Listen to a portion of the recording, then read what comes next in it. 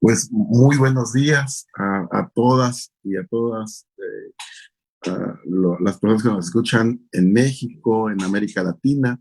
Es un gusto, como siempre, para nosotros desde el órgano público local electoral del estado de Veracruz, conocido como el OPLE Veracruz, y la Universidad Cristóbal Colón, poder estar hoy con ustedes en un evento más, en un panel más de esto que hemos llamado un foro internacional sobre el voto electrónico en países democráticos.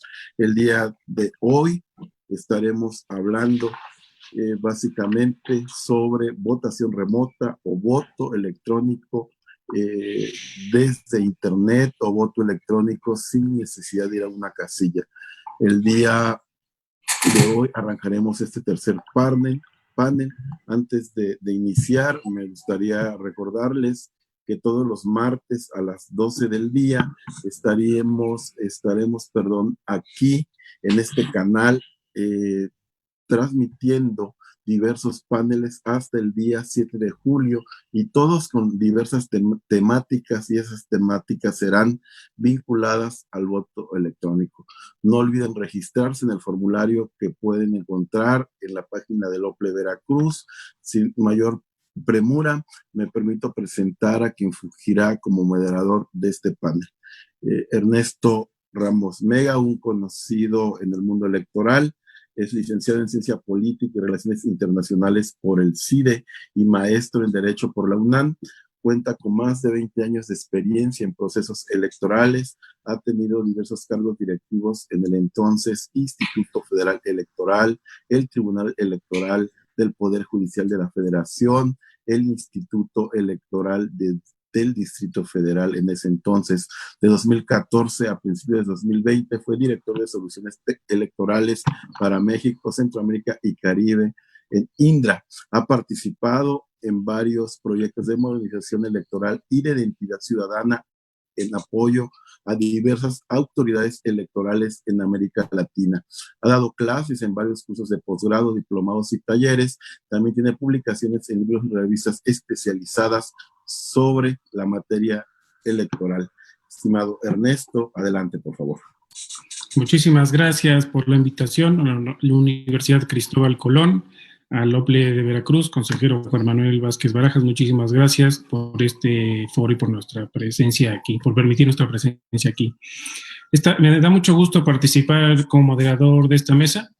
La verdad es que últimamente la discusión sobre el voto por Internet como alternativa viable para la celebración de elecciones en países democráticos ha tomado una gran relevancia a partir de la pandemia y las medidas obligadas de distancia social. Sin embargo, el voto por Internet o voto electrónico no presencial también es la herramienta de votación que ha motivado las posiciones más extremas en distintos foros de discusión. Por un lado, sus promotores están convencidos de que su implementación debería ejecutarse en el corto plazo, debido a que disminuiría drásticamente los costos de organizar elecciones, se incrementaría la participación porque las personas pueden votar desde su casa y los resultados definitivos se tendrían prácticamente al cierre de la votación.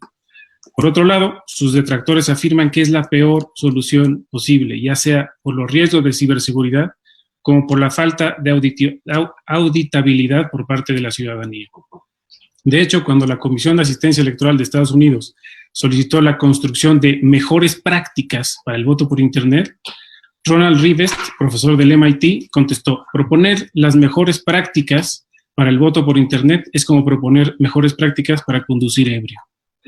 Como los extremos no son saludables en ningún caso, lo mejor es discutir de manera informada sobre el tema, con el apoyo de especialistas en la materia. Solo con un diálogo abierto se puede generar conocimiento y encontrar alternativas viables que cubran las necesidades de las democracias modernas.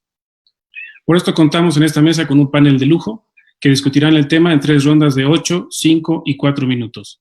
Este diálogo será enriquecido con la participación de las personas que nos ven a través del canal de YouTube del OPLE de Veracruz, entiendo que también a través del canal de Facebook, y voy a presentar ahora a cada una de estas 4 personalidades que nos acompañan hoy en el orden en que intervendrán. En primer lugar, tenemos al doctor Alejandro Tulio.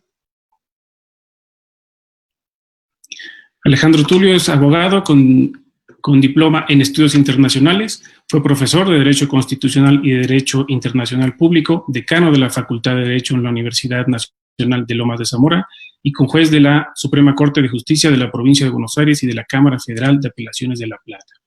En el campo electoral, fue director nacional electoral de la República Argentina durante 15 años, miembro del Consejo Electoral de UNASUR y del Consejo Directivo de la Asociación Mundial de Órganos Electorales. Actualmente es profesor de Derecho en instituciones electorales y dirige el Instituto de Estudios en Ciencias Jurídicas de la Universidad Nacional de San Martín. Alejandro Tulio, además, es una de las pocas personas que mejor conoce a las elecciones en la región y en el mundo, yo diría. Si te parece, Alejandro, voy a presentar a las demás personas y seguimos contigo, ¿sí? En segundo lugar, vamos a tener la participación de Piero Alessandro Corvetto Salinas. Él es politólogo y periodista, egresado del doctorado en Ciencia Política y Gobierno en la Escuela de Gobierno y Políticas Públicas de la Pontificia Universidad Católica del Perú, magíster en Ciencia Política con mención en Política Comparada por la misma institución, licenciado y bachiller en Ciencias de la Comunicación por la Universidad de Lima. Se desempeña como jefe de Gabinete de Asesores del Registro Nacional de Identificación y Estado Civil, la RENIEC.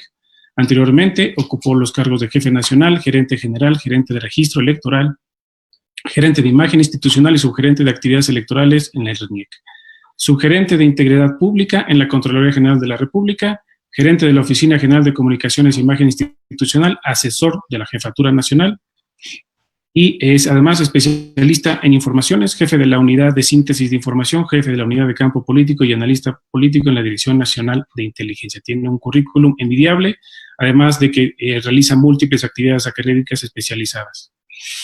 En tercer lugar, en el orden de presentación, nos acompaña Sofía Ramírez Aguilar. Ella es maestra en Economía por el ITAM.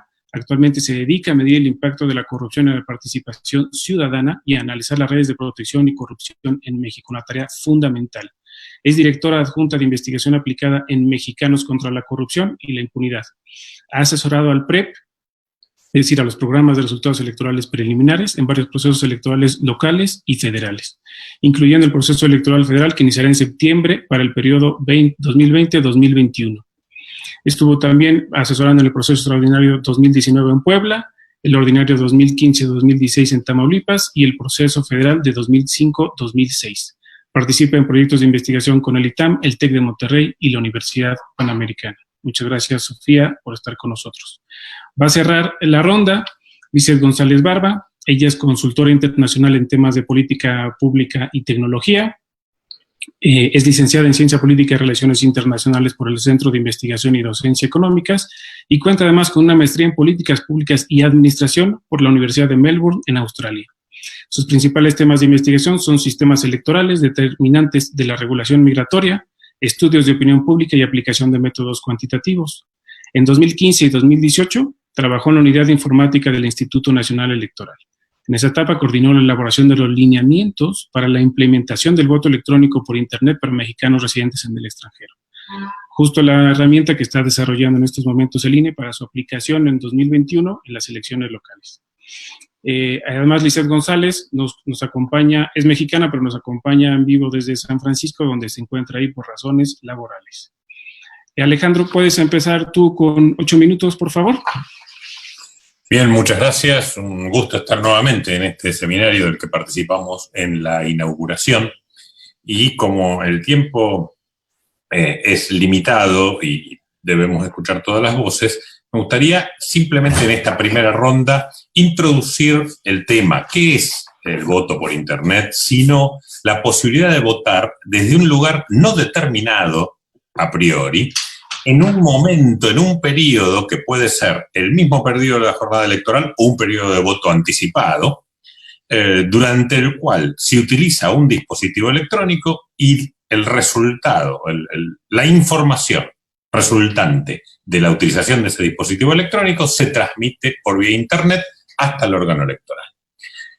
Dicho eso, la familia de soluciones que hay a disposición y que se ha ido generando a lo largo y a lo ancho de muchos países es muy distinta y ha ido evolucionando conforme ha evolucionado la tecnología, tal vez la parte de de apps, de aplicaciones remotas, de aplicaciones móviles, es la tecnología de uso civil que más ha evolucionado en estos últimos 15 años y que se ha revolucionado por el acceso tendiente a ser universal, que todavía no es universal, de los ciudadanos, de las personas, a dispositivos electrónicos inteligentes como los smartphones.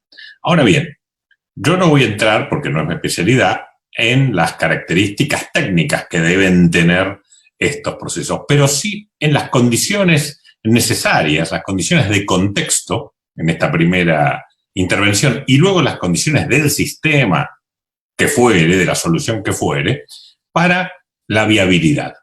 En primer lugar, y antes de entrar a las condiciones de contexto, simplemente una frase. Respecto del voto por Internet, hay juicios y prejuicios. Los juicios tienen el valor de la temporalidad en que se emiten, porque los juicios no pueden durar más que la tecnología que está siendo juzgada. Siendo una tecnología que ha evolucionado tanto, yo que he tenido smartphone desde los primeros BlackBerry hasta el iPhone 11, he podido presenciar y vivir, y muchos de nosotros hemos podido presenciar, la versatilidad y la cantidad de herramientas de seguridad que rodean a esa cuestión. Por lo tanto, los juicios hay que evaluarlos en el momento en que se emiten a la luz de la tecnología que está siendo juzgada. No puede haber juicio duradero. Aunque tal vez las causas persistan, serán fruto de nuevos análisis y no de un análisis anterior. Y los prejuicios, bueno, tienen que ver con la cantidad de información, mucha legítima y mucha ilegítima, que rodea nada más ni nada menos que una de las formas de luchar por el poder, que son las elecciones. Cada vez que está a punto de haber un cambio en la manera de votar, del voto cantado, del voto dicho públicamente en el ágora o en una plaza, al voto secreto, del voto en listas partidarias al voto de boleta australiana, del voto tradicional al voto que se contaba a través de un escáner, y así sucesivamente. El apocalipsis es anunciado y, bueno, luego se posterga por muchas razones. Todos los sistemas son vulnerables, pero requieren entonces condiciones de contexto. Las más importantes. Primero, y en esto tengo que decir una frase de los abogados, de un abogado uruguayo: el tiempo toma venganza, Piero me lo ha escuchado muchas veces, el tiempo toma venganza de lo que se hace sin su colaboración. Tiempo para el estudio de factibilidad, para generar las normas que denoten un consenso político, para desarrollar un proyecto, para desarrollar pruebas y para su aplicación progresiva en elecciones especiales, llamando elecciones especiales las de los extranjeros, las de personas con discapacidades, o la de los militares en el exterior, la de los extranjeros no, las elecciones en el extranjero, perdón. Padrones que son universos dentro del universo de los votantes que son más controlables. Luego elecciones locales y luego elecciones generales. Segunda condición es el papel del órgano electoral. Para aplicar un proyecto de voto por Internet, el órgano electoral debe tener la seguridad de tener capacidad de control y supervisión sobre la tecnología, sea propio desarrollo o sea provista por un proveedor externo. En cualquier caso, uno puede tercerizar la implementación de un proyecto, pero no la gobernanza de un proyecto ni su capacidad de control. Porque la capacidad de control del órgano electoral debe replicarse en la capacidad de auditoría por parte de los involucrados, que son los partidos políticos, la sociedad civil, la ciudadanía en general. Por lo tanto, el órgano electoral debe adecuarse para poder controlar y supervisar la tecnología. Y en el caso de tener un proveedor externo, tiene que tener acceso irrestricto a los códigos. Podrá no tener la propiedad, pero sí tiene que tener acceso irrestricto y la posibilidad de que sean auditados para que no se encuentre ningún código malicioso. Tercera, condiciones de infraestructura crítica general. Los proyectos que han tenido éxito, hayan seguido o no. Estonia es el ejemplo que seguramente algún otro hablará, pero Noruega en su momento fue discontinuado, pero no por problemas del sistema, y los proyectos que tienen éxito, Australia en elecciones locales, algunos lugares de Estados Unidos, tienen que ver con una ciudadanía acostumbrada a hacer trámites a distancia, que tiene legitimada la interrelación con el Estado, con la autoridad y con los servicios que obtiene a través de medios remotos. Hay una gran conectividad.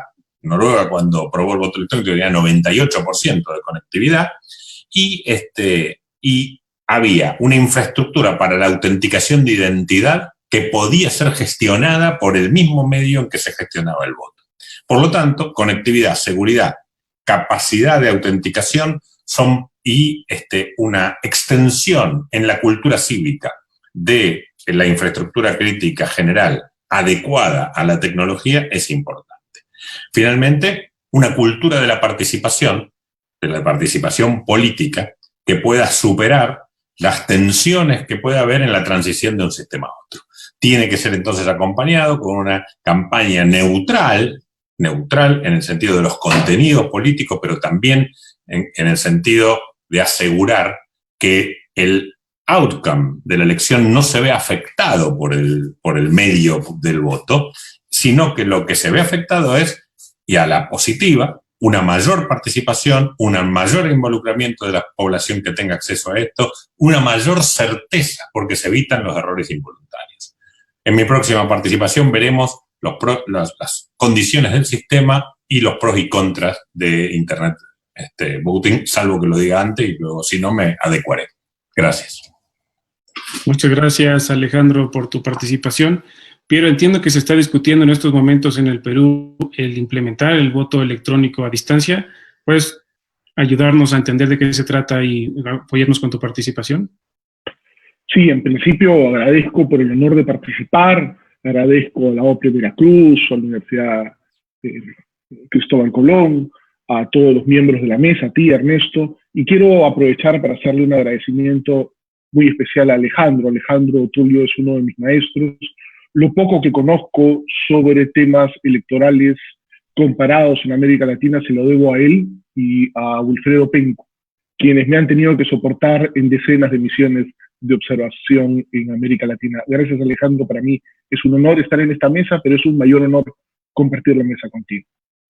Tienes toda la razón, Ernesto. El caso peruano es muy complejo y quisiera arrancar por el contexto. Dieter Nolen siempre nos ha planteado que el contexto nos define, que el contexto condiciona, que el contexto importa, ¿no? Y el caso peruano es un caso bastante complejo, porque este debate sobre la implementación o no del voto electrónico no presencial surge en el siguiente año.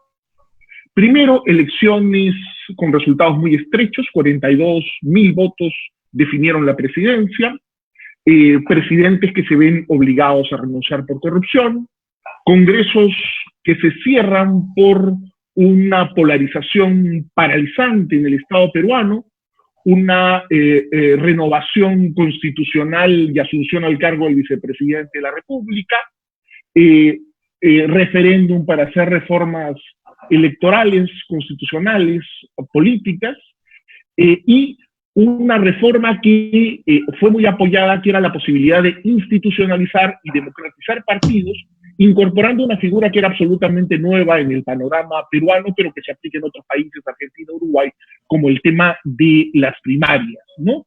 En donde se buscaba que el ciudadano pueda participar de manera directa en la confección de las listas de candidatos. Ese es fundamentalmente el contexto en donde surge la posibilidad de voto electrónico no presencial. ¿Y por qué surge? Porque llegada la pandemia, lo que nos demuestra es que es materialmente imposible llevar a cabo las elecciones primarias este 15 de noviembre. Ya se han debido convocar y no se han convocado. Y existe un consenso general de que estas elecciones no se puedan llevar a cabo. Y el tema era, ¿cómo salvamos la reforma? ¿Cómo hacemos que el ciudadano se involucre? Y es en ese contexto que Fernando Tuesta y los organismos electorales peruanos proponen: no hagamos primarias, hagamos internas y hagamos internas con voto electrónico no presencial. Ese es el contexto. Ahora bien, para su aplicación hay un conjunto de temas que no podemos dejar de analizar. El primero es el limitado éxito que ha tenido la aplicación del voto electrónico presencial en el Perú. Se hacen pruebas vinculantes, no vinculantes, con tecnología propia, con tecnología adquirida, de voto electrónico presencial, que ha tenido idas y vueltas, ha sido un camino bastante empedrado, que desde 1996 hasta el 2020 no se ha podido aplicar en más del 7% de la población. Ese es un elemento que no podemos dejar de analizar porque de alguna manera la gente vincula el éxito del voto electrónico presencial a lo que podría ser el éxito del voto electrónico no presencial. Un segundo elemento que tenemos que analizar también es la exitosa implementación del voto electrónico no presencial de parte de la Oficina Nacional de Procesos Electorales, OMPE, en elecciones pequeñas, en elecciones en clubes, en organizaciones, instituciones, colegios profesionales, etcétera, que ha logrado elevar la participación en esos procesos y bajar los costos, elevando la participación más o menos al 90% de los electores hábiles, cosa que es un éxito rotundo. Sin embargo, ha estado muy acotado aún, su desempeño a nivel social está muy acotado y han podido usarlo más o menos unos 500.000 personas en todos estos años. ¿Cuál es el problema? El padrón electoral peruano es de casi 25 millones de personas. Entonces, la modalidad de voto electrónico no presencial termina siendo una modalidad que ha sido efectiva cuando se ha usado, pero es poco conocida. Un tercer aspecto que planteo analizar es el tema de la seguridad. Si bien nunca ha habido un reclamo de fraude electoral, nunca nadie ha puesto en cuestión los resultados emitidos por la OMPE, bajo ninguna de sus modalidades de voto electrónico, lo que queda absolutamente en claro es que la OMPE no ha podido hacer nunca una auditoría integral de sus modalidades de voto electrónico. Y ese es un tema pendiente que nos lo acaba de recordar el informe de la Misión de Observación Electoral de la Unión Europea, en donde consigna de manera precisa la necesidad de poder hacer una auditoría completa, en el caso del voto electrónico presencial, pero la trasladamos además al no presencial, en donde software, hardware, procedimientos, nube, código fuente sean auditados. A pesar de los grandes esfuerzos de la OMPE, el código fuente de la votación electrónica, ni la presencial ni la no presencial, nunca ha sido auditado. Y eso es un tema pendiente, porque si no podemos construir seguridad, va a ser muy difícil que generemos confianza. Otro elemento que mencionaba al inicio de su exposición Alejandro es el tema de la desigualdad de la ciudadanía frente a las nuevas tecnologías. Pero es un país muy grande, diverso, multilingüe, pluricultural, ¿no? Con todos los niveles, costa, sierra, selva, muy extenso y en muchos casos poco comunicado. Entonces, el nivel de la calidad de Internet, llega el Internet como máximo al 80% de la población, un 20% de la población no tiene Internet, o el Internet del cual goza es de muy mala calidad. Entonces, para aplicarlo tenemos que tomar en consideración cuál es realmente la capacidad para poderlo aplicar. Otro de los temas que es fundamental, y cierro con los últimos dos, es la coerción y el secreto del voto. En países como el mío, donde existe un importante porcentaje de territorio, donde existe un gran poder de bandas delincuenciales, estamos hablando de narcotraficantes, estamos hablando de minería ilegal, estamos hablando de pequeños espacios con terrorismo aún, estamos hablando de bandas delincuenciales en general. En esos casos, ¿cómo podríamos garantizar que no exista coerción? No solamente estamos hablando del voto no presencial como la posibilidad de ejercer libremente tu derecho al sufragio sin que la organización electoral lo pueda garantizar, sino en este caso los riesgos de coerción en porcentajes importantes de la población no podemos perder de vista. Y el último tema es el tema de la confianza. No existe lamentablemente una cohesión política respecto a la implementación del voto electrónico no presencial. El predictamen de la Secretaría Técnica de la Comisión de Constitución, que ha sido emitido ayer y que será sometido a debate esta semana, con posibilidades inmensas de ser aprobado en la Comisión de Constitución y Reglamento y luego en el Pleno del Congreso, han consignado que la modalidad de voto electrónico no presencial no va a ser utilizada. Por tanto, no existe consenso político, no existe un marco legal para poder llevar a cabo el voto electrónico no presencial en el Perú en esta próxima elección. Muchas gracias. Muchísimas gracias, Piero, muy clara tu exposición. Sofía, ¿cómo ves la implementación? ¿Qué áreas de oportunidad encuentras? ¿Los retos que vendría a enfrentarse en la aplicación del voto por Internet, específicamente en el caso mexicano? ¿Cuál es tu punto de vista? Pues mira, primero que nada, muy ilustrativo conocer que a pesar de ser entornos, geografías, políticas muy distintas las que se comparten en Latinoamérica, tenemos los mismos retos. Este tema de que hay una diversidad de acceso a las comunicaciones por Internet, que la calidad de la transmisión por Internet no es igual en todo el territorio mexicano, que además las desigualdades propias de una sociedad como la mexicana, donde la disparidad en el ingreso y en el acceso a la educación, a el uso de tecnologías de la información más allá de Facebook, a pesar de tener una gran penetración de uso de teléfonos móviles, vaya, es brutal. Entonces, sin desestimar todo ello, en México lo que tenemos es un voto electrónico, tanto con urna electrónica como por Internet, y aquí es donde hay la diferencia. Para el caso de los mexicanos residentes en el extranjero, para las elecciones que vienen el próximo año, que son elecciones intermedias de representantes populares en la Cámara de Diputados y para elecciones en 30 estados de manera local, hay un esquema que es la contratación de un sistema para la emisión del voto electrónico por Internet. En el caso de la urna electrónica, se va a aplicar de manera vinculante, pero solamente en 100 casillas en elecciones estatales en 2 de las 32 entidades federativas en México, que son Coahuila e Hidalgo. Es importante que nos demos cuenta que esto es un paso importante porque estamos hablando de la urna electrónica con lo que ello implica, que es llegar con la urna, y en la urna donde llega la gente a votar es donde se hace la votación de manera electrónica, pero se imprime un papelito, un voucher, una constancia impresa que da fe de que se emitió ese voto.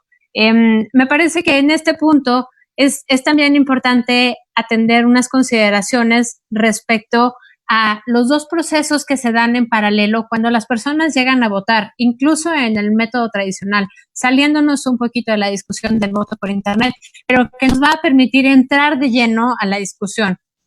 La primera es que cuando tú llegas a la casilla como un votante ordinario, los funcionarios de casilla registran que estés en la lista nominal, y entonces una vez que verifican tu identidad y que cotejan con tu identificación contra la lista nominal, pues te dan las boletas. Y una vez que tienes las boletas, son esas boletas las que tú de manera secreta y libre, anónima, tachas y metes en una urna. Y al depositarlas en esa urna, se pierde la conexión entre quién votó por quién, y de esa manera se pierde, digamos, la trazabilidad de el voto al nombre de la persona, y con eso se rompe, digamos, este problema de coerción de por quién votaste, ¿no?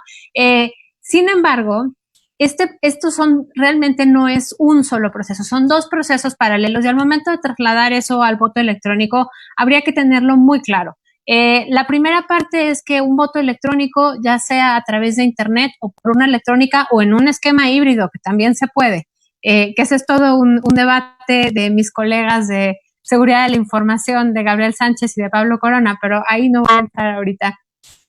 Está la parte de poder asegurar que las personas tienen garantizado su voto sin que nadie vote por esa persona, a pesar de ser por Internet. Y por otro lado, el proceso que garantice que ese voto se cuente de manera anónima. Entonces, parecieran ser dos procesos encontrados en términos de tecnologías de la información, que no puedan acreditar que yo voté en un sentido o en otro, pero yo sí pueda tener la certeza de que mi voto es contado. Y en paralelo, el otro sistema tiene que poder registrar que el voto fue en favor de A o de B sin tener que ponerle cara, digamos, a ese voto. Entonces, al tener esos dos sistemas paralelos corriendo, creo que se pueden resolver un montón de problemas en lo referente, digamos, a garantizar que el voto libre y secreto llega a las urnas y se puede contabilizar de manera mucho más expedita al momento de registrarlo. En México tenemos además esta legislación donde hay un retraso entre la emisión del voto y los resultados oficiales. De ahí que surjan estos mecanismos como el programa de resultados electorales preliminares, que no es vinculante, simplemente tiene la función de llenar este vacío de información que durante 3 días entre la emisión de los votos, el día de la jornada electoral y el día de los conteos y posteriormente de la publicación de los resultados, digamos, oficiales. Y se da a lo largo de las primeras 24 horas una vez cerrada la jornada electoral. Es decir, la jornada electoral se da un domingo y el domingo en la noche se cierran las urnas y entonces se abre el programa de resultados electorales preliminares y van capturándose en ese sistema todos los votos. De forma tal que el lunes en la noche, 24 horas después de haber iniciado operaciones, se cierra la publicación y de esa manera pues se tienen los resultados preliminares muy cercanos y muy parecidos a los resultados finales, como se ha acreditado desde la historia del PREP desde hace ya varias décadas en México. Creo que un sistema de voto electrónico entendido como urna electrónica con la seguridad de todos los esquemas que hablamos hace un rato de la identidad de las personas, de que no se va a violentar la secrecía ni la libertad de la voluntad popular expresada en las urnas. Bueno, pues creo que podría ayudar a que las elecciones fueran procesos mucho más certeros, mucho más expeditos, rápidos y sobre todo que pudieran abonar a la confianza. Y con esto cierro para no hacer monopolio del micrófono. Me es muy importante destacar que las autoridades electorales en general en Latinoamérica y México no es la excepción, gozan de buena reputación en comparación con el resto de las entidades gubernamentales. Sin embargo, los partidos políticos están al final de la lista en tanto a confianza. La gente no confía en los partidos políticos. Entonces, tenemos siempre esta disyuntiva como ciudadanos de ¿confío en los resultados o no confío en los resultados? Porque si bien confío en mis autoridades electorales, no confío en los actores, en los participantes que son los partidos políticos. Y entonces es muy relevante que lo que realmente abone la decisión de hacer un voto electrónico o no sea justamente la confianza ciudadana, porque la confianza viene de la satisfacción del resultado, medido, por ejemplo, en los trámites desde emisión de pasaportes, pago de servicios de energía eléctrica, todos los trámites que incluyen algún proceso sistematizado que le da certeza, confianza y también satisfacción al cliente, en este caso al ciudadano, están bien rankeados por parte de la ciudadanía. Y aquellos donde hay fallas, donde implican tener que ir a una ventanilla en la delegación, en la alcaldía, en la municipalidad, y ahí se detonan un montón de procesos de pequeña corrupción extractiva, de inconsistencias, incongruencias, donde le hacen dar muchas vueltas al ciudadano. Todo eso mina la confianza. Entonces, al momento en que podemos trasladar estos aprendizajes de otros trámites a la confianza en las autoridades electorales, en los procesos electorales y, por supuesto, en las votaciones electrónicas, bueno, pues tenemos un balance que nos va a permitir, sobrepasar todos estos retos, resolverlos de manera optimista y positiva, sin que con ello se pierda de vista esto que se mencionaba por parte de los dos colegas que me antecedieron, que las diferencias socioeconómicas, el acceso a Internet y todas las restricciones que enfrenta la ciudadanía para poder emitir su voto de manera electrónica son algo que no se puede obviar, es algo que hay que tener muy presente. Y ya en la siguiente ronda ahondo en el ejemplo, por ejemplo, de República Dominicana, donde salió carísimo un ejercicio de voto en urna electrónica y al final tuvieron que repetirse las elecciones por la vía tradicional. Muchísimas gracias por tu participación, Sofía. Fundamental el tema de la confianza en la incorporación de cualquier tecnología en un proceso electoral. En el caso de México, recordamos que en la última reforma electoral grande de 2014, el legislador o el Congreso decidió incluir un pequeño artículo transitorio para ordenarle al INE que investigara la manera de implementar un voto por Internet para los mexicanos residentes en el extranjero. Lizeth participó en el proceso de desarrollo de lineamientos a partir de ese pequeño articulado transitorio. Lizeth, cuéntanos tu experiencia y cómo ves el futuro, los retos del voto por Internet directamente en la aplicación mexicana.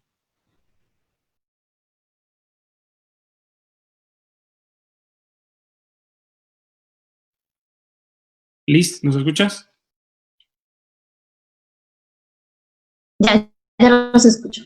Perdón, los dejé de escuchar por un segundo, pero ya los escucho.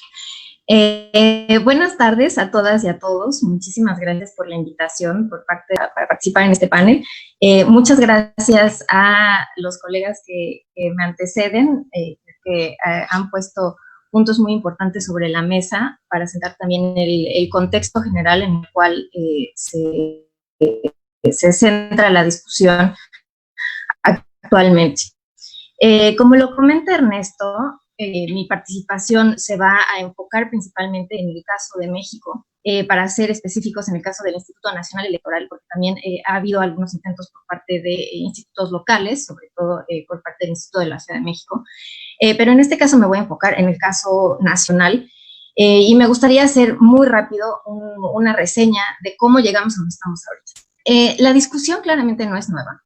Desde 2009, es decir, antes de que el INE fuera el INE, cuando era Instituto Federal Electoral, comenzaron las discusiones más formales, más documentadas, de la discusión de las posibles vialidades para tomar este camino de la votación electrónica. Se evaluaron las diferentes modalidades. En 2012, por ejemplo, se integró un comité de especialistas que continuó con esta evaluación. Y se evaluó como las ventajas de cada una de estas modalidades. Sin embargo, es hasta 2014 que la ley general, a través de esta reforma que se hace a nivel constitucional, establece explícitamente la posibilidad de adoptar el uso de mecanismos electrónicos para captar la votación de mexicanos residentes en el extranjero, específicamente. Ahora, ¿cómo se establece en esta ley? Es muy importante, porque lo comentaba Ernesto ahorita en la introducción, que es la mayoría de las condiciones que se establecen en esta ley se encuentran en un artículo transitorio. Es decir, normalmente estos artículos tienen un carácter temporal. Existen otros artículos en la ley que hablan de algunas de las condiciones y de las características que tendría que tener este sistema, pero realmente no hay un capítulo, digamos, como que se dedique específicamente a hablar de la modalidad del voto electrónico. Solo se maneja de manera muy general y se establecen algunas condiciones que deberá de cumplir este sistema. La manera en la que está redactada esta sección, una vez plantea muchos retos a nivel operativo, porque en general lo que vemos es que parecería una desconexión entre las personas que escribieron la ley y las personas que la implementan. El lenguaje que se usa, las condiciones que se ponen, dejan aquí una brecha bastante grande para la interpretación y para llevar realmente a la práctica una solución que cumpla con lo que se establece.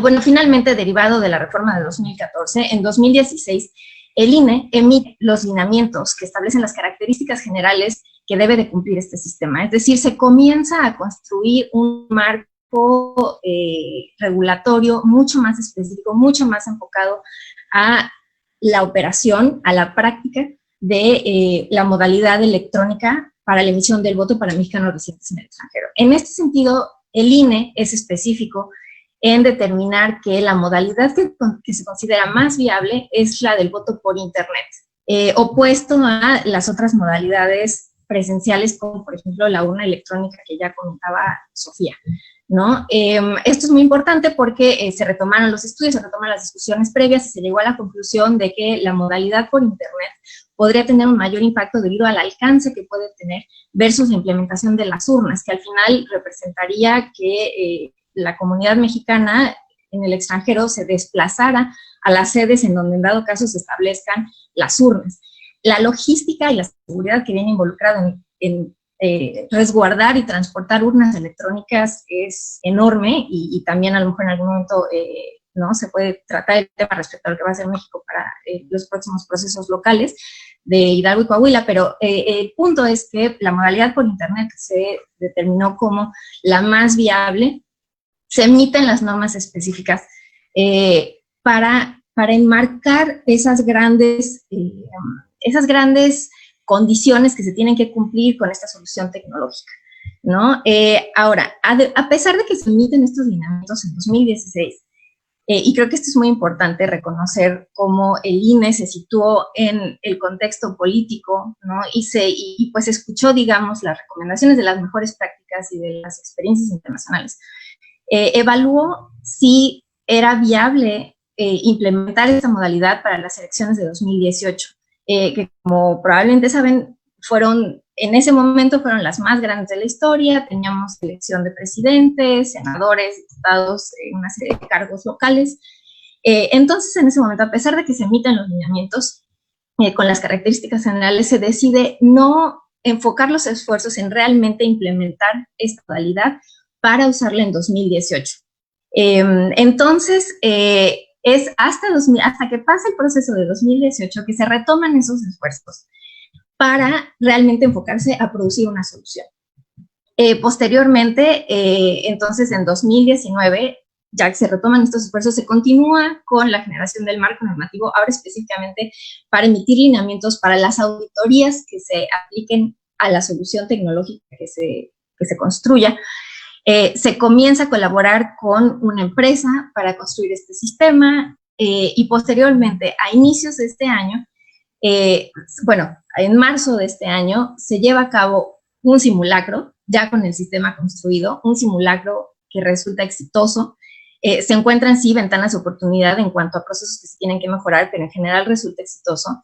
Y en abril, o sea, hace muy poquito, se comienza ya la colaboración con 2 entes auditores para asegurarse de que el sistema que se construyó cumpla con todo lo que se establece en la ley, con la funcionalidad, con las condiciones de seguridad, ¿no? Un sinfín de procesos que se tienen que llevar a cabo por parte de la auditoría. Y todo esto, al final, digamos que mi punto es, se ha trabajado, al principio fue muy lento, después de 2018 se retoman los esfuerzos, y ahorita el INE está trabajando contrarreloj, porque si se quiere usar esta modalidad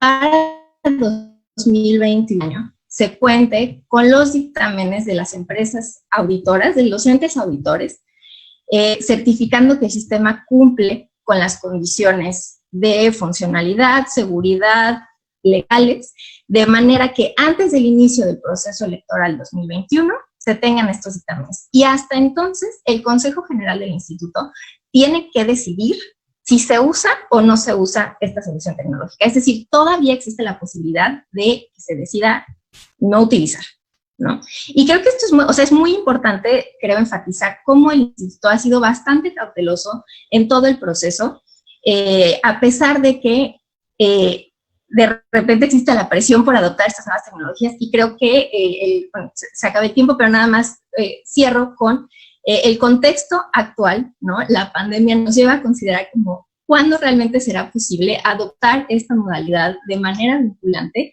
En el caso mexicano se prevé que su primera utilización sea para mexicanos residentes en el extranjero, porque el marco normativo así lo señala, pero pues es interesante considerar a futuro si esto también se volvería un objetivo para la votación a nivel, en el territorio nacional. Lizeth, muchísimas gracias por tu participación. A las personas que nos ven por YouTube y Facebook, les recuerdo que pueden enviarnos preguntas por los chats correspondientes. Aquí las vamos a presentar a cada uno de los participantes, de manera que en la última ronda puedan responder a ellas. Alejandro, en esta segunda ronda por 5 minutos, ¿quieres complementar tu primera participación? Sí, así como mencioné, y los compañeros también mencionaron, condiciones del sistema, condiciones del contexto, también tiene que haber condiciones del sistema. El sistema ha habido hace muchos años que hay discusión. Por esto que hablaba de los juicios y de los prejuicios, el voto por Internet está en la discusión desde el año 2000, alrededor del año 2000. Sin embargo, ha cambiado y cambia permanentemente la capacidad de los sistemas informáticos de ir resolviendo cuestiones que tienen que ver con otros usos que tienen los sistemas remotos. Así como durante siglos las ciencias aplicadas al arte de la guerra prefiguraban luego aplicaciones de uso civil, en este último tiempo, en esta última mitad del siglo XX y principio del siglo XXI especialmente, todas las aplicaciones tecnológicas dedicadas a las finanzas van prefigurando luego otros usos en el trabajo y en la vida cotidiana. Precisamente en el campo de la tecnología financiera, la fintech, es donde más se han desarrollado sistemas de seguridad, sistemas de encriptados, sistemas de verificación de información, sistemas de doble verificación, doble factor, que permiten la seguridad de las transacciones electrónicas internacionales que se hacen desde mucho tiempo y cada vez se hacen más descentralizadas, cada vez se hacen más personalizadas. Por supuesto que en el voto no se aplican las mismas medidas de seguridad que en transacciones financieras, pero la investigación sirve. ¿Qué condiciones debe tener un sistema, cualquiera de ellos, para superar la crítica general de la academia, especialmente de quienes antes del 2016 y en el 2016 han hablado de las vulnerabilidades de los sistemas que utilizan Internet? Primero, la capacidad de autenticación del votante, la verificabilidad subjetiva. El sistema tiene que ser standalone, solo tiene que poder, el propio sistema de votación tiene que poder identificar que en el momento de la votación el que vota es quien tiene derecho a votar. O sea, solo aquel titular del derecho es el que está utilizando el dispositivo de votación. Eso se puede hacer con distintos tipos de medidas biométricas, siempre y cuando haya un tercer elemento. Está la persona, está el dispositivo, y un tercer elemento que tiene que ser el documento de identidad que permita una interacción que verifique, que valide y acredite la identidad de la persona. Esto se ha resuelto, lo podemos ver luego. Se puede resolver, requiere esas condiciones. Segundo, la seguridad de no intrusión en la transmisión de los datos, ni en el código fuente que pueda ser modificado antes en cada una de las aplicaciones, ni una intrusión de un hackeo de las comunicaciones desde cada uno de los dispositivos hasta los servidores centrales. Esto es, desde el 2016 especialmente, una preocupación mayor. También creo que resuelta en este periodo, pero debe resolverse. Tercero, que es contradictorio con el primero de las condiciones, el tema del anonimato, garantizar el secreto. ¿Cómo se hace para verificar la identidad? Para que el dispositivo permita saber que tú eres tú, que tú puedas verificar el voto que emitiste una vez que está emitido, tal vez no una vez que está contado, pero una vez que está emitido, que llegó al servidor central el mismo voto que tú emitiste, pero que luego nadie puede identificar y asociarlo con tu personalidad.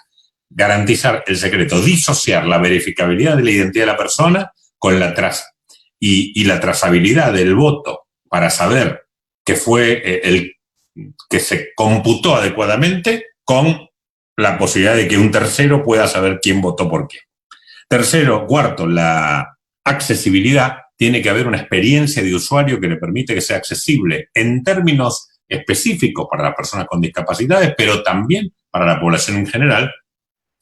Y cuarto, la no coactibilidad, lo que hablaba Piero, que no se puede ejercer violencia para condicionar el voto externamente en el momento de votar. Eso también se ha resuelto. Todas estas cosas han tenido diferentes soluciones. No sé si hay una solución que resuelva todas, pero hay distintas soluciones, como la posibilidad de votar varias veces y que la última sea la que vale. Estas son, a mi juicio, las condiciones que debe cumplir un sistema para que se pueda comenzar a construir la confianza. Seguridad objetiva, confianza subjetiva. Muchísimas gracias, Alejandro. Piero, tu participación, por favor, en el caso de Perú. ¿Cuáles son las condiciones que ves que tendrían que cumplirse o recomiendas mejor no utilizar de plano voto por Internet en Perú? No, mira, mi primera intervención estuvo acotada al contexto y a los elementos que debemos evaluar. Sin embargo, yo le veo un futuro interesante en el mediano y largo plazo. Creo que, en principio, la principal limitación para aplicar el voto electrónico no presencial en el Perú es un tema legal. No ha sido abordado, no ha sido entendido en su magnitud en el ámbito legislativo. Creo y coincido mucho con Sofía cuando planteaba, la gente se siente cómoda cuando el Estado le brinda tecnología. Sin embargo, creo que esta tecnología la debemos encaminar de manera adecuada. En el caso peruano, yo percibo que existe una confluencia de dos factores que son fundamentales y que en el mediano y largo plazo, insisto, pueden ser fundamentales para la aplicación exitosa de la modalidad de voto electrónico no presencial. La primera es el prestigio, la capacidad, la alta credibilidad y confianza que tiene la OMPE, la Oficina Nacional de Procesos Electorales, y cada uno de sus funcionarios. Han estado sometidos a hacer elecciones en corto tiempo, las han hecho y las han hecho bien.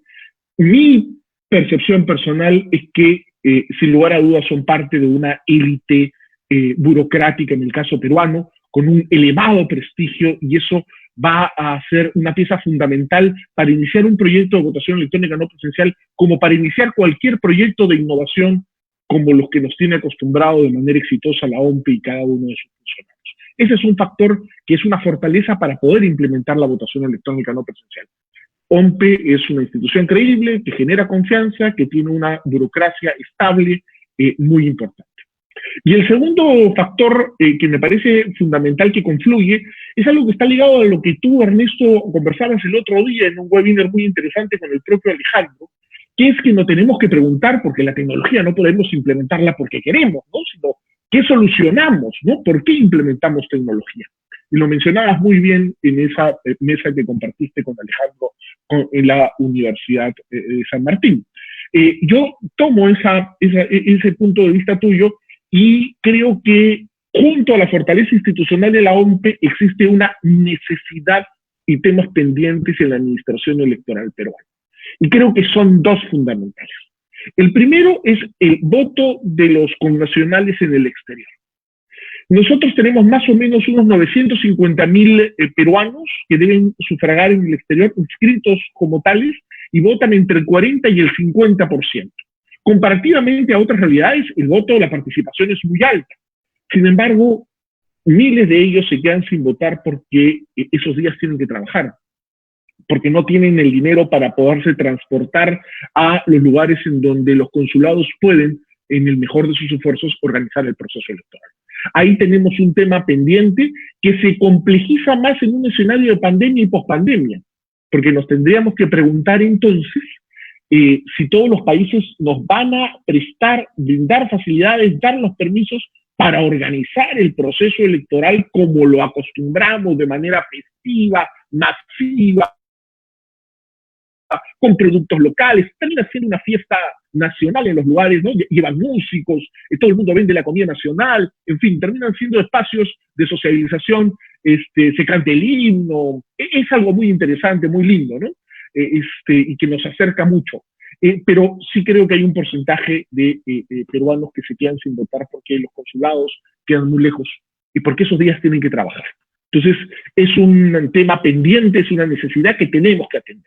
Y la otra necesidad que tenemos que atender y que confluye perfecto es el tema del sufragio activo de los integrantes de nuestras Fuerzas Armadas y nuestras Fuerzas Policiales. Lamentablemente están incorporados en el padrón de su lugar de su residencia, en su distrito, en su provincia, en su región. Y nosotros trabajamos con padrón cerrado por darle una seguridad mayor al proceso. Porcentaje muy pequeño de ellos pueden llegar a sufragar. Entonces tenemos un sufragio que está garantizado en la norma, pero que los organismos electorales hemos hecho muy poco, hemos sido poco creativos para brindarle a ese personal y garantizarle a ese personal el derecho constitucional al sufragio. Yo creo que se confluye la fortaleza de la OMPE con la necesidad de aplicarlo para voto de peruanos en el exterior, para Fuerzas Armadas y Fuerzas Policiales en el territorio nacional, y creo que es un elemento que con tiempo y dinero OMPE lo va a poder hacer. Muchísimas gracias, Piero, por tu participación. Sofía, nos habías anunciado que querías hablar sobre el caso de República Dominicana, donde en febrero se tuvo que cancelar la elección por problemas entre procedimentales y técnicos. ¿Cómo ves ese caso y su posible, crees que existe algún reflejo de eso en México? Creo que es importante aprender de lo que le pasa a los hermanos en la región, y en este caso no es la excepción, porque República Dominicana había tenido una buena historia, un buen historial en términos de querer innovar con el voto electrónico, y ese fue realmente algo que le rompió el corazón a muchos de los que creemos en que esto debiera ser, por lo menos en el ámbito de las comunidades urbanas, en las grandes ciudades, la primera opción, por lo que ya hemos discutido, por el costo, por la velocidad, por la transparencia, por la confianza que podría generar. Un ángulo que no hemos tocado, y igual si hay chance al final lo menciono, pero el tema de género también es importante tomarlo en cuenta. Muchas de las mujeres en toda la región, en el mundo en general, son las que están a cargo del hogar, y son también quienes ejercen menos sus derechos político-electorales. No necesariamente somos quienes menos salimos a votar, pero yo me imagino que va a haber un impacto importante en tanto se vuelva mucho más sencillo y más barato en términos de tiempo, dinero y esfuerzo salir a ejercer tu derecho y tu obligación, que es el ejercicio del voto. Ahora, regresando a Dominicana, me parece que fue una suerte de tragedia ciudadana en términos de que pues estaban ya 7.4 millones de electores listos para salir a votar. El fallo en el sistema electrónico pues fue realmente un borrador de sonrisas para todos ellos. El voto automatizado no estaba para todo el país, sino solamente para el 62% del electorado. Era una prueba, pero también era pues tomando en cuenta las limitaciones propias de la infraestructura local. La boleta más o menos en la mitad de las mesas no subió, y refieren fuentes periodísticas, pero también observadores electorales y colegas de la autoridad electoral mexicana que estuvieron allá durante el suceso. Parece que no se conformó la boleta completa, y eso se refiere a que dentro de cada urna electrónica, dado que se tardaron mucho en definir, digamos, fuera de lo electrónico, las candidaturas definitivas que tendrían que aparecer en la boleta, al momento de querer cargar la información, pues no hubo el tiempo suficiente y, por supuesto, los mecanismos de validación de la información suficientes, comprensivos, que pudieran permitir no solo validar, digamos, la portada de la urna, sino todo el contenido. Entonces, al no cargarse el contenido completo de la boleta, pues se quedaron fuera algunos partidos políticos, y con esas condiciones, pues no era posible salir a tener una jornada electoral, no digamos ordenada, era absolutamente inviable. La autoridad electoral lo reconoció rápido, el sentido de que fue el mismo día de la jornada. Eso habla de responsabilidad, pero vaya, no hubo primero un escándalo mediático o en redes sociales, sino que fue la propia autoridad electoral la que dio nota de ello. Pero me parece que se aprenden lecciones importantes sobre la relevancia de las auditorías, de no escatimar en los tiempos que se necesitan para planear este tipo de ejercicios. Muchas veces, tan acostumbrados al tradicional papel, pues decimos se necesitan, no sé, días específicos para tener los materiales electorales con tiempo y poderlos repartir en campo, en todo el territorio. Bueno, igual pasa con las urnas electrónicas. No solo es la operación de llevar la máquina de un lado a otro, se requieren completar los procesos con tiempo, de forma tal que tanto la autoridad electoral organizadora de los comicios como la autoridad judicial electoral, que en cada país es distinta, tienen que tomar eso en cuenta. Entonces, esa es la primera de las grandes lecciones. La segunda de las grandes lecciones que tenemos en el caso de Dominicana, pues es que la redundancia importa. Necesitamos tener acceso a mecanismos que tanto Tulio como Piero mencionaban ahorita, de seguridad de la información. La confianza tiene que ser subjetiva, claramente, cada ciudadano tiene que sentirla, ¿no? Tiene que decir, tengo confianza en mi autoridad, pero la seguridad no es optativa, la seguridad tiene que ser una certeza y esa certeza tiene que contabilizarse tanto en recursos financieros como en recursos temporales y de logística. En términos, por ejemplo, de hacer una comparación de qué porcentaje del padrón iba a votar en Dominicana respecto al padrón mexicano. En México tenemos una lista nominal de 90 millones. En Dominicana les decía yo que eran 7.4 millones los que iban a votar en esta ocasión porque eran elecciones municipales. Me parece que la proporción es del 8%, o sea, es una población mucho más reducida. Pero al revisar la proporción de los costos de la elección, de cuánto se había destinado para una elección y para otra, siendo que en México fue una elección presidencial general y en el caso de Dominicana eran municipales, en Dominicana les representó un porcentaje menor de lo que se invirtió en México en las elecciones 2018, que yo puedo entender que cada país tiene su propia realidad financiera, pero es importante no escatimar en la cantidad de recursos y de técnica y de tecnologías y de seguridad informática que tiene que garantizarse en cada uno de estos ejercicios y no pensar que por ser tecnológico tiene una bala de plata que pueda resolver todos los problemas al mismo tiempo. Hay problemas nuevos con cada solución.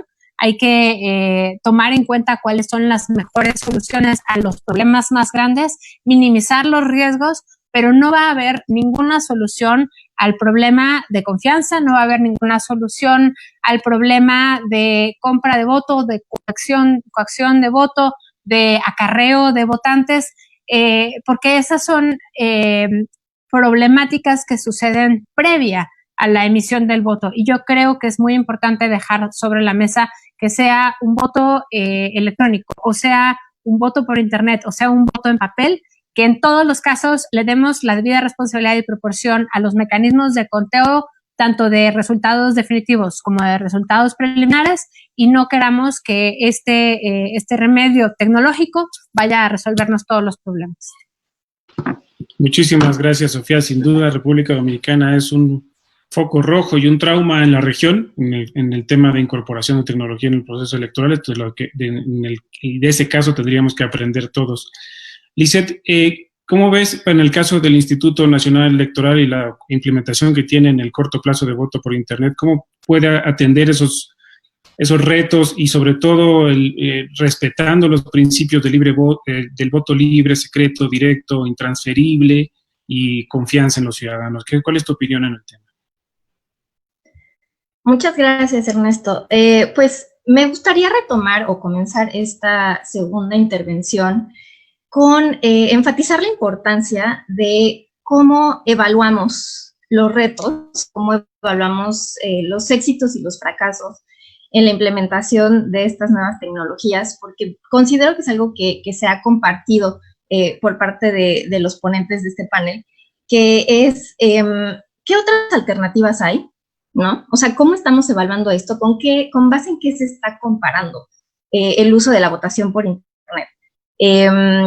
¿Qué posibilidades hay de auditar? Y creo que esto también se ha mencionado por varios de los colegas.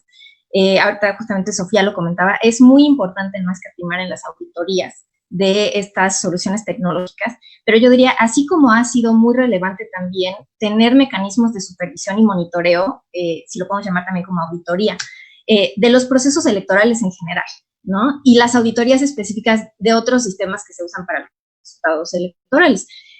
Como lo comentaba Sofía también en algún punto, el programa de resultados preliminares electorales en México es auditado, el peso de esta auditoría es enorme, entonces pues con la misma razón, con el mismo peso, se debe de abordar la evaluación de cómo se está implementando y les decía qué alternativas se tienen. En el caso de México, yo les contaba, me gustaría como usar como hilo conductor un poco los términos que usa la ley general para describir las condiciones que tiene que cumplir el sistema, porque me parece que por eso así se pueden enmarcar los retos que está enfrentando el Instituto Electoral en la actualidad y que ha estado, digamos, tratando de sortear desde hace un par de años, ¿no? En la ley general, a pesar de que se menciona de manera, digamos, como secundaria en varios artículos la parte de la modalidad del voto electrónico, en particular hay 2 artículos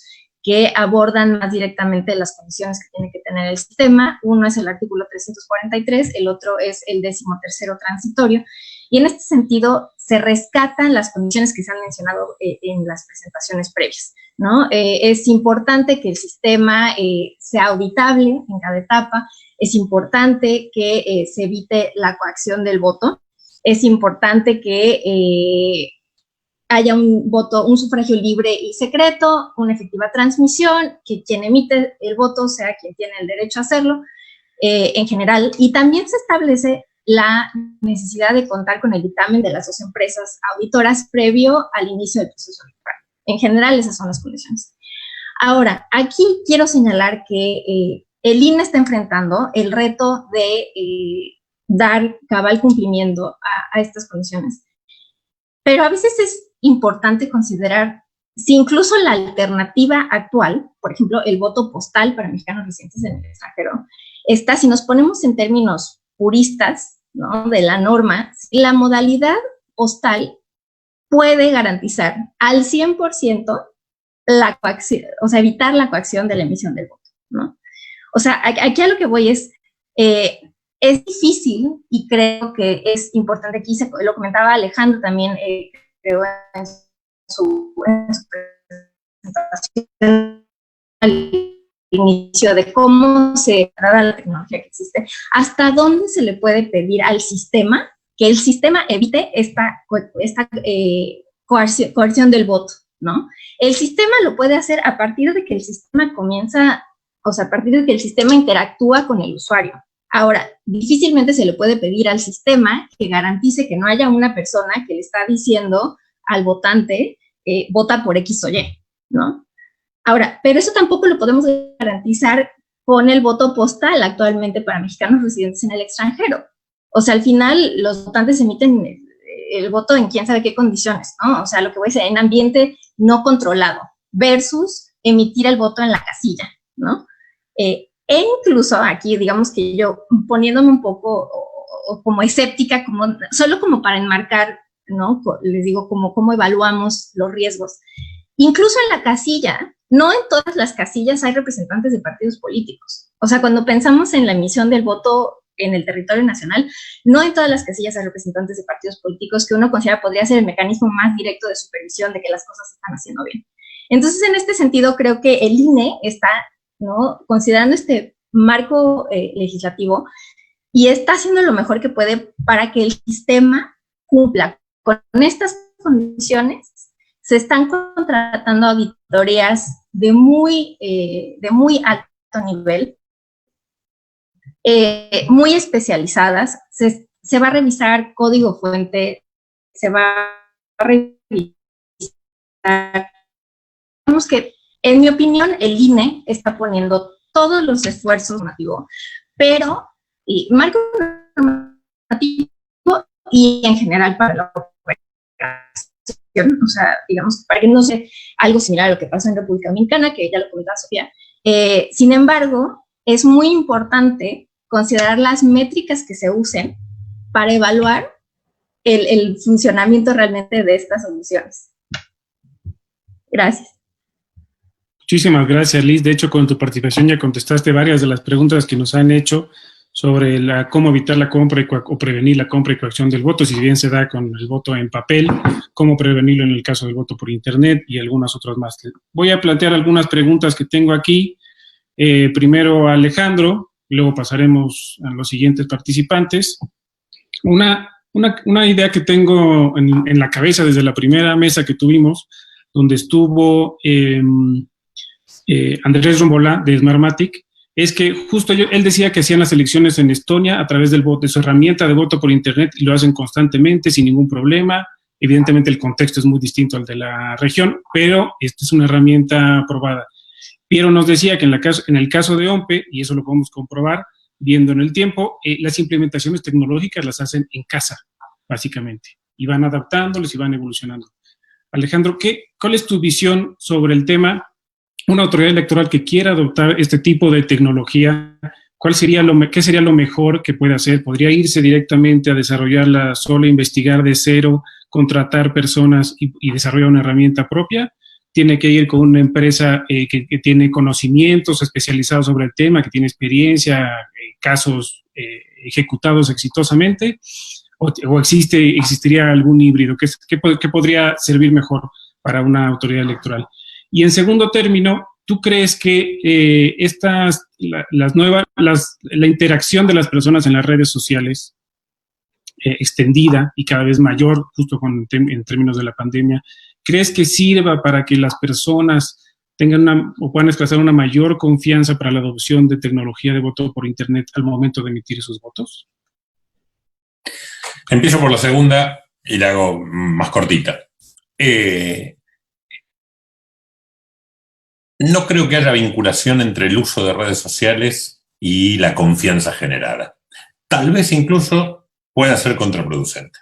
Porque el uso de redes sociales nos permite comprobar diariamente cómo hay una posibilidad de difamar en forma cobarde sin dar la cara, cómo hay sustitución de personalidad para el menos avesado, cómo puede utilizarse para abusar del derecho a la libertad de expresión desde una tribuna que nació para ser un foro de libertad, lo he manifestado miles de veces, y termina siendo un foro de libertad, pero también la ocasión para hacer daño indiscriminadamente. Y cuando digo de daño no hablo de la reputación de los que somos personas públicas, por cualquiera de las razones que fueran, buenas o malas, que si hemos elegido ser públicos tenemos que estar sujetos, sino a la cantidad, pero gran cantidad de personas, de individuos, de adolescentes que tienen severos problemas de acoso, de ciberbullying en las redes sociales. Por lo tanto, yo no vincularía eso. Sí vincularía a que hay una cuestión generacional de alfabetización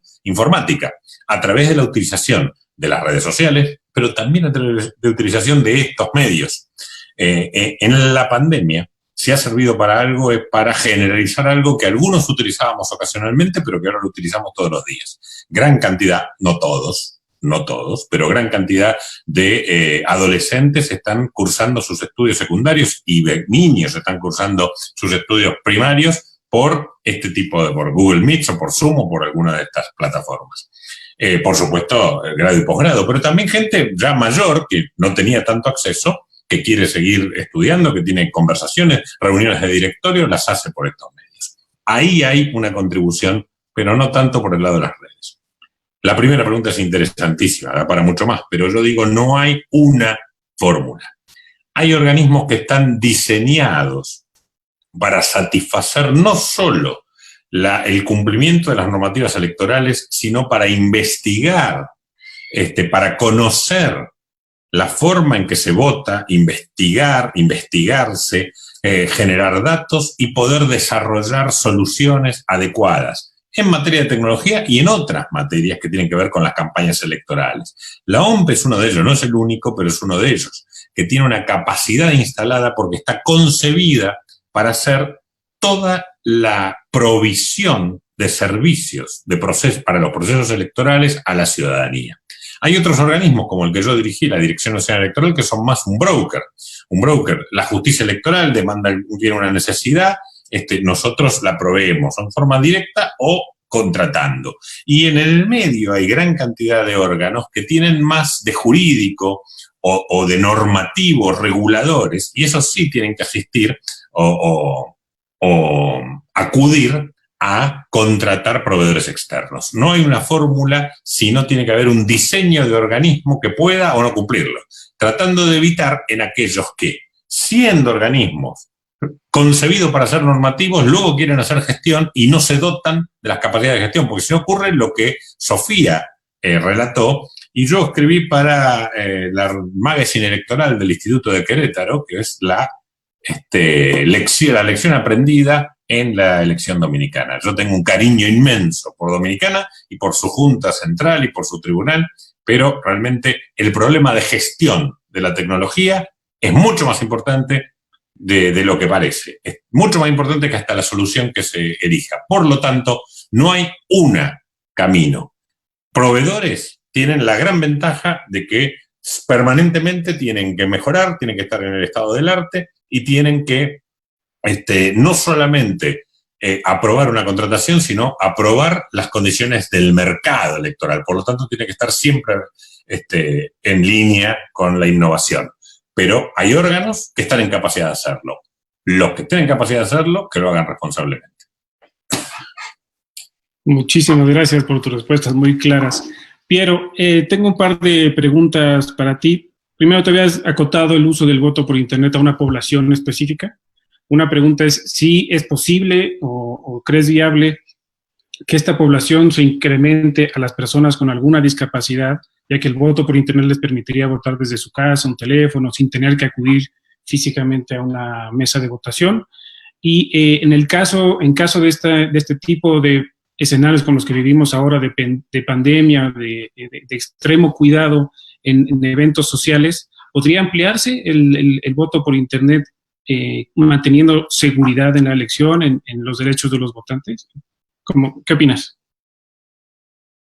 Mira, yo creo que en principio estamos pensando en dos grupos focales que son claramente limitados, como el de peruanos en el exterior y en Fuerzas Armadas y policiales, cuyo derecho constitucional al sufragio está, pero en la práctica los organismos electorales hemos hecho muy poco, creativamente hablando, para poderlo viabilizar. Sin embargo, me parece absolutamente posible, en un mediano plazo, poder estudiar soluciones que permitan que tengamos, si no me equivoco, Lorenzo Córdoba planteaba hace unos días en un webinar similar el tema del voto híbrido, ¿no? Que habría varias modalidades que podrían coexistir del voto. Y en esa línea sería fundamental entender de que mi mirada sobre la aplicación del voto electrónico no presencial es necesariamente facultativa. ¿Eso qué quiere decir? En mi país el voto es obligatorio, sin embargo, el ciudadano debe poder elegir si es que quiere en el exterior, de ser el caso y de considerar el marco normativo, en el exterior decir, no, yo quiero tomarme el trote de irme al consulado, ¿no? O el policía o el integrante de la Fuerza Armada, miren, yo voy a estar destacado cerca y no hago uso de esta posibilidad, ¿no? Entonces, yo sí creo en que toda la implementación del voto electrónico no presencial debe brindarle no solamente un conjunto de garantías que acá se han expuesto de manera amplia y precisa, sino también brindarle al ciudadano la posibilidad de que elija cómo desea votar. Eso es un elemento que es fundamental y que en el Perú todavía nos cuesta un poco entender. Bajo esa lógica, creo que en el mediano plazo, los ciudadanos, y brindando obviamente todas las garantías, como hemos estado conversando, estarían en capacidad de poder ir progresivamente, a partir del éxito de ejercicios acotados anteriores, ir solicitando poder sufragar a través de el voto electrónico no presencial. Me parece que es absolutamente posible, que es viable, pero que necesitamos tener primero un marco legal y después ir probando con determinados, en determinados espacios, con determinados grupos de electores que nos permitan ir progresivamente avanzando en la línea que tú planteas. Buenísimo, Piero, muchísimas gracias. Sofía, me hacen una pregunta específica para ti. Primero, que nos contestes si crees que el fallo en República Dominicana fue del sistema electrónico o de la logística, el procedimiento en su implementación. Segundo, ¿crees que en el caso de éxito en la implementación de voto por Internet para mexicanos en el extranjero en 2021, de ahí pueda derivarse lógicamente una aplicación en territorio nacional para elecciones nacionales y los ciudadanos dentro del territorio? Y por último, ¿cómo crees tú cuál crees tú que sería, cómo debería adaptarse el papel de los partidos políticos como vigilantes de la elección en un esquema de voto por Internet? Digamos, en voto en papel tenemos claro en todas las fases en las que participan con representantes en las casillas, pero en voto en Internet, ¿qué tendrían que hacer los partidos para darle seguimiento? Gracias. Me gustaría empezar por la última. Me parece muy interesante. ¿Qué tendrían que hacer los partidos políticos Pues para empezar, incrementar sus capacidades técnicas como testigos sociales, como observadores en cada uno de los momentos de la revisión. No desestimo la capacidad técnica en términos legales, que es muy destacada en los representantes, en los diversos momentos en los cuales las representaciones de los partidos políticos hacen presencia, tanto para la parte tecnológica como para la parte logística y para la parte de discusión político-institucional dentro de la autoridad electoral.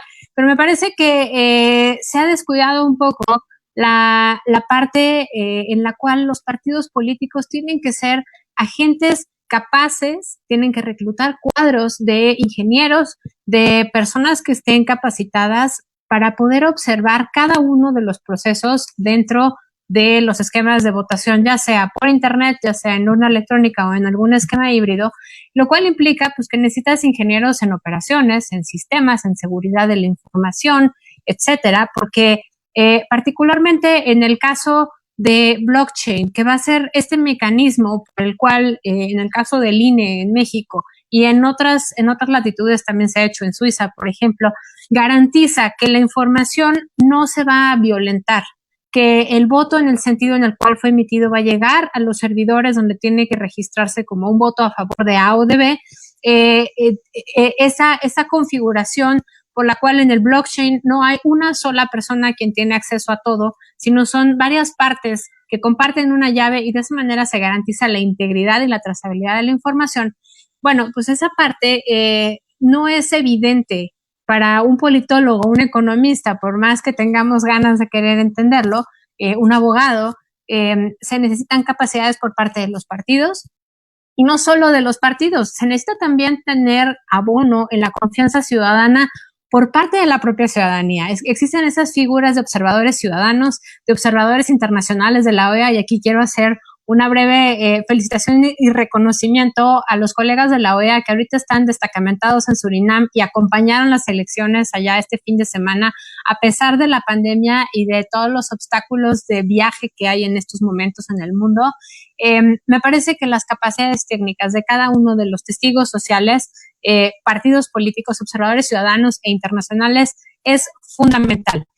Como les decía, estos dos procesos de garantizar el anonimato del voto y garantizar la integridad del sentido del voto son dos procesos paralelos en los cuales ya ahorita trabajamos, digamos, en papel, porque te revisan primero que seas tú y luego te dan esta libertad para votar de manera anónima. Bueno, los partidos políticos observan desde lejos simplemente el registro de que el votante sea el votante. No revisan bajo ninguna circunstancia, y así debiera permanecer incluso en la modalidad electrónica, el sentido del voto de los ciudadanos. Entonces, sabiendo esto, teniendo esta claridad, creo que es importante que los partidos políticos se enfoquen justamente en la revisión de cómo participar en la parte del diseño del blockchain y en la parte de acreditar que todos los ciudadanos tienen acceso a su voto. Ahora, la segunda pregunta, perdón, me decías del voto en el extranjero, o sea, si es un primer ejercicio que va a permitir ampliar esto a toda la República, al voto electrónico en México. Como decía el consejero presidente y también como ya hemos mencionado en las diferentes intervenciones, los colegas y yo, pues parece que sí es una primera aproximación a lo que va a empezar a verse. Les iniciaba yo en mi primera intervención, les comentaba que en el caso de las elecciones de Coahuila e Hidalgo va a haber más o menos 100 casillas con urna electrónica. Este todavía no es un modelo híbrido, es simplemente una urna electrónica. Tiene el componente del internet, porque pues, la transmisión de la información se hace de alguna manera por internet, pero también existe el respaldo físico y in situ de toda la información que se va a capturar. Entonces, me parece que sí estamos dando pasos en el sentido de trasladarnos hacia un esquema más barato, donde no tenga que haber duplicidad de sistemas, donde sea un solo sistema integrado el que registre de manera integrada y en tiempo y forma los votos. Entonces, yo le veo un buen camino a eso. Y respecto a la primera pregunta, si era un problema operativo, logístico o tecnológico en Dominicana, me parece que tiene un pedazo de todo. Es un problema operativo en tanto, si bien estaban planteados los escenarios para que no hubiera problemas al cargar la información con tiempo y forma, en términos operativos estaba vigilado. al momento en el que la realidad política del país hace que pues, la definición de las candidaturas se haga con poco tiempo previo a la elección, bueno, pues entonces los escenarios van mutando hacia mayores riesgos y de esa manera pues tenemos un problema de revisión logística que acaba impactando pues el sentido del éxito o en este caso el fracaso del ejercicio. Muchas gracias, Sofía. Lisette, cerramos la mesa contigo. Tengo un par de preguntas específicas. Una muy importante es, ¿qué tendría que hacer el INE para dotar de certeza, de confianza a los ciudadanos ante dos tipos de problemas? Uno, proteger el sistema de voto por Internet ante posibles hackeos, ante posibles ataques exteriores. Y por otro lado, darle seguridad a los ciudadanos de que su voto es efectivamente contado como fue emitido. Es decir, abrir un poco esa caja negra para que los ciudadanos puedan darle trazabilidad a su voto y tener confianza en los resultados que finalmente se presenten. ¿Cómo lo ves, Liz? Muy bien, pues me parece que es una pregunta muy relevante, muy práctica, porque así nos podemos ir justo al meollo del asunto, ¿no? Punto número 1, a ver, ¿cómo se le puede dar certeza a los ciudadanos de que el INE está preparado para enfrentar algún posible hackeo, ¿no? Que por supuesto que se tiene que discutir en todos los procesos electorales, lo mismo los OPL, ¿no? Que no nos dejarán mentir. Durante los procesos electorales, los sistemas de información públicos siempre están expuestos a ataques, ¿no? Que los ataques sean exitosos o no, ese es otro tema. Pero de que hay ataques, siempre hay ataques. Y puede ser esto, digamos, solo un estudiante de informática que quiere probar, que quiere saber si, ¿no?, lo que ha aprendido le sirvió y está curioseando y dice, vamos a ver qué puedo hacer, ¿no? Hasta a lo mejor alguna cuestión mucho más organizada, ¿no? Con más capacidades de infraestructura y demás. Que no es fácil, o sea, no es fácil para alguien montar un ataque verdaderamente relevante con la infraestructura que eso se requiera y demás. Ahora, entonces, la cuestión de los ataques no es una cuestión nueva, es una cuestión que le sucede a los sistemas públicos en general. Sin embargo, hay maneras de enfrentarlo. Hay maneras de enfrentarlo desde la conceptualización de los sistemas, que es lo que se está trabajando en el INE y se empezó a trabajar desde el año pasado con la empresa que se contrató para desarrollar esta solución. Y es importante considerar que esto es parte de lo que consideran las auditorías al sistema. Y no es una auditoría, son dos. Son dos auditorías bastante complejas que se tienen que llevar a cabo previo al proceso, al inicio del proceso electoral. Y es importante aquí señalar que el INE va a ir más allá de lo que estipula la ley general, en términos de que los dictámenes de los entes auditores se tienen que emitir previo al proceso electoral, previo al inicio del proceso electoral. El INE ya tiene contratado, digamos, que estas auditorías se lleven a cabo también durante el proceso electoral, porque es en esa etapa cuando se le hacen también modificaciones al sistema para considerar la conformación de las diferentes coaliciones. O sea, esa es información que no se puede tener previa al inicio del proceso electoral y que tiene que reflejar el sistema. Entonces, esas auditorías en realidad tienen que ir más allá de lo que estipula la ley general, tienen que seguir revisando el sistema, tienen que hacer estas pruebas, y en este sentido específico del hackeo, los entes auditores tienen que llevar a cabo este tipo de revisiones. Se tiene considerado hacer pruebas de negación de servicio, pruebas de penetración, es decir, los ciudadanos en este sentido, si bien directamente es muy difícil que un ciudadano que se dedica a otra cosa se meta a los detalles técnicos de cómo se está evaluando, de cómo se pone a prueba el sistema, creo que es importante que sepan que sí existen entes especializados que van a estar enfocados a llevar a este sistema al límite. Y con al límite, créanme que se organizan estos planes, se tiene todo un calendario de pruebas, de procedimientos muy específicos en donde el objetivo de esas pruebas es, digamos, tirar el sistema, ¿no? Es tratar de buscar las vulnerabilidades. ¿Por qué? Porque si se encuentran antes, ¿no? Si hay, en primera instancia, si hay vulnerabilidades y se encuentran antes, entonces se solucionan y se llega al proceso electoral con esa tranquilidad.